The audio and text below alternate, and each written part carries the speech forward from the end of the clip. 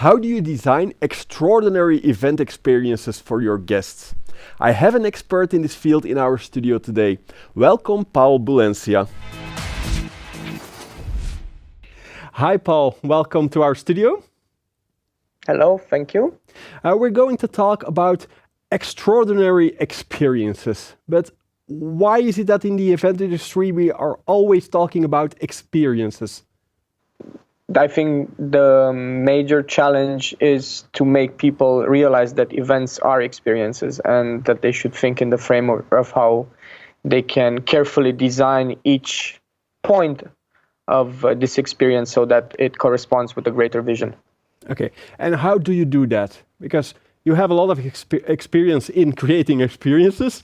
How do you start with that? Because a lot of events are still the sum of certain elements, but not an experience as a whole.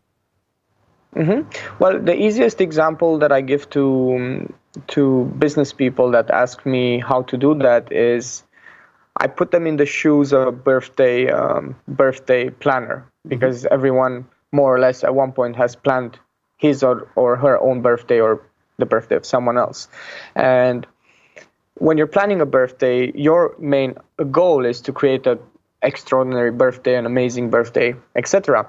And then you have to come with ideas of what to do necessarily. Most of the people choose to go for the standard, let's go to a restaurant or let's have a barbecue, which is something standard that people might expect. So it's not that extraordinary for your guests.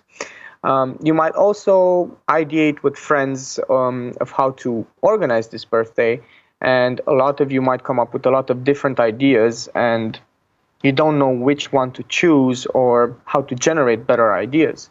And a major tip that I give to people is think of theming your birthday. So, for example, if you have a theme for your birthday, like inspired by Batman, then you know that all the ideas that you come with, they either correspond to this theme or they don't.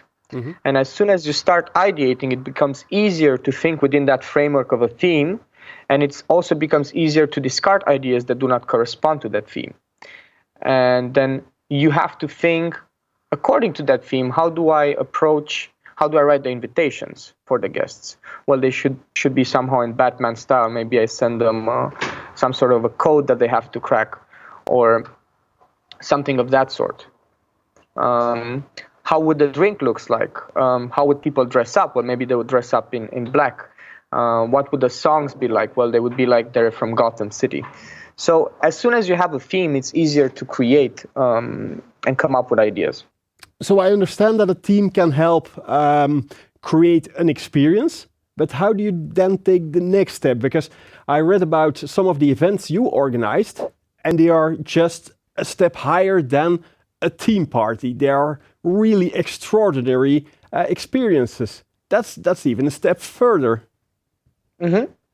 Well, I think the theme is the major part that you should focus on. So, and then after you have the theme, what I use or what we use to design is the hero's journey.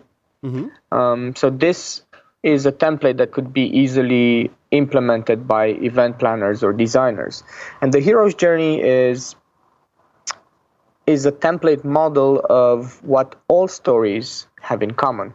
And this has been written in the 40s by Joseph Campbell, who read a lot of stories and identified that there is a major pattern between all world stories.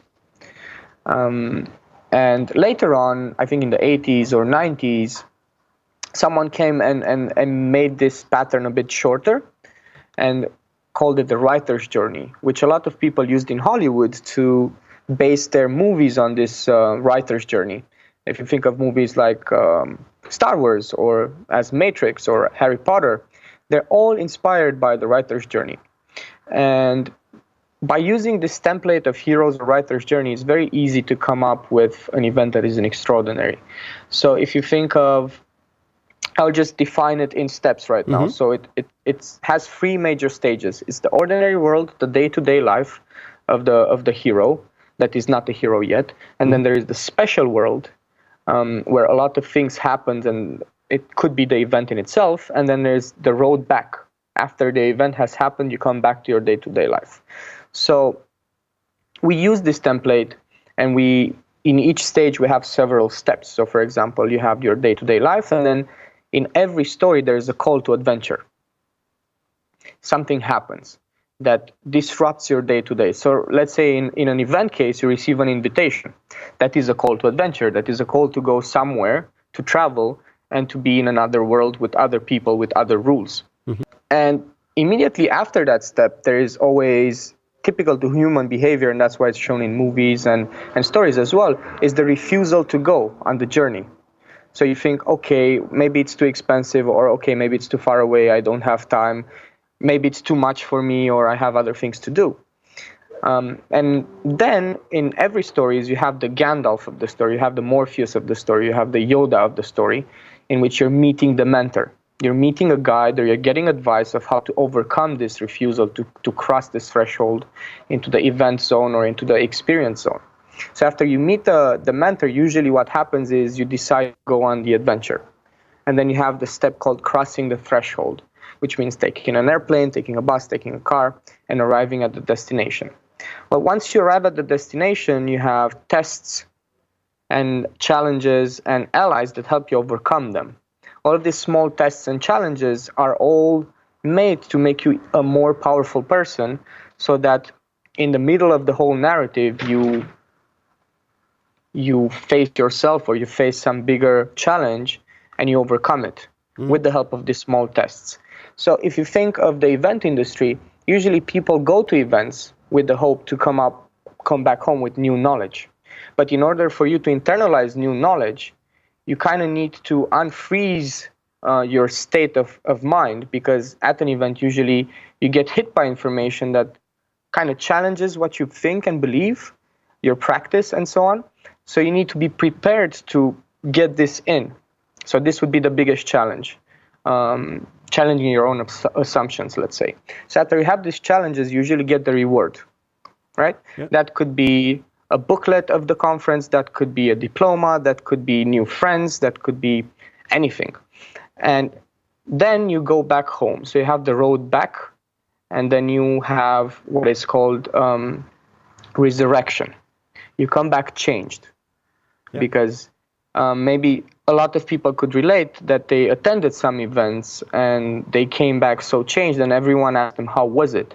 And it was very hard for them to define what exactly happened, so people don't talk too much about the event because they know they cannot describe it in words. And then you go back and you come back with the elixir. And the elixir is your knowledge that you can share with others, and also make them understand and become better, because you're the hero and you have been through this journey. So if you design events by having a theme, and you look at your event through the Campbell's story narrative, the hero's journey, it is easier to design for every step before, during the event, and after the event. And for example, you know that you launch a call to adventure, whatever it is, it should correspond to your theme. And then that call to adventure, by knowing the hero's journey, you know that people will say, hey, I might not go, even though they opened your email and clicked on their link, you see that still there is no purchase made. Yep. Well, then if you know the hero's journey, you know that there should be a meeting the mentor step. That might be a follow-up email, that might be sending something in their post, that might be a new blog post. So you're very aware of this, so you design for it. Do you have, maybe that's a little bit more concrete, do you have an example of an event you organized where you can see those steps? Yes, we do have, and I'm not sure how much I should share, but I'm just going to give you some examples. Yeah. So, for example, in crossing the threshold, you are being met by allies. As soon as you enter the special world, so our event is located in Poland, and people arrive at the Berlin airport. Mm-hmm. So as soon as they arrive at the airport, they meet their first allies. So they're being greeted. So just for people to understand, our event has a lot of storytelling that is embedded within the event. Mm-hmm. So for example, it's a college of extraordinary experiences, and we are making it in an old castle in Poland. It looks like something inspired from Harry Potter. And of course, at this old castle, because it's a college and we make it special, we also have castle goblins. And the castle goblins are no other than people that usually help with logistics, moving chairs, or they'll help with people getting water, or they help with people that have questions. So they're the main helpers of the whole event. So we took out the goblins from the castle and brought them to the airport. So as soon as people cross the threshold in this special world, they're already met by allies who can help them understand how to navigate through Poland, how to get to the castle, because the goblins will take them to the castle. So this is a concrete example. Another example would be defining an enemy, right? Every society needs to have an enemy in order for it to have meaning. So in our College of Extraordinary Experiences, we define the enemy as the Hydra. And the Hydra has a lot of heads. So if we're thinking of experience design, usually as an experienced designer, you have a lot of doubts of how to create experiences. So you have fear. You might also be met by arrogance from your own company. You might also act in a complacent way. So all of these were heads of the Hydra that we designed in our event, talks and challenges for people to face their fears, to face their thinking of doing something that is normal, to change their reality and then face the Hydra. And then at one point, after they got this training and they showed that they're worthy enough to pass the big test, they had to slay the Hydra in real. So that means they had to take some torches and find the Hydra in the what we call the dark forest and just throw fire at it and burn it.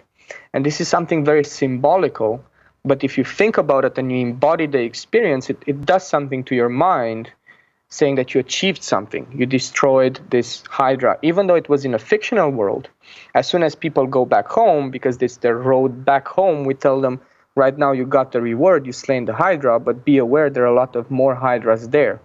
Yeah. So here you learn how to do it, and you have to be prepared. So these are some concrete examples. Yeah, and you were always talking about the way back. Do you give people something to remember the experiences, or? I think in extraordinary events, memorabilia is one of the key things for people to come back to the event and remember it, and also have the knowledge to implement it. So we realized that there are a lot of different models and approaches of how to create an experience. So we did not give one single model to people. Instead, at the college, we had 10 professors or more than 10 professors, and we asked each professor to write their own small game card of experience design. So each professor had between 5 and 8 cards with tips of how to create experiences. So we had a card of, I think, 90 or more than 90 cards, deck of cards of 90, which we gave to people to equip them with once they go back, just to shuffle through them. And these cards could also be found hidden in the castle, the collector edition cards. So you can just search and find them on secret passageways and so on. Okay, that's really great, and it's an interesting way at how to look at events. Paul, thank you very much for your time. My pleasure. And you at home, thank you for watching our show. I hope to see you next week.